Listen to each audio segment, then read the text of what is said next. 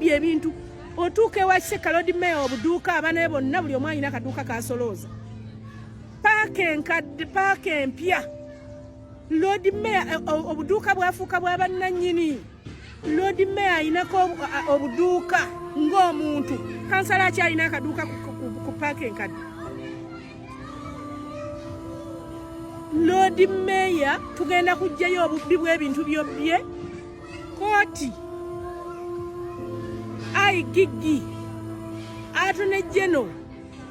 n'aba Local Council be bagenda okusala gwe tugendamu batukakase oba bw'oba gwe okulira ekibuga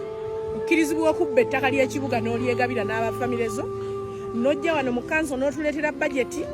nti waliwo emisango egiri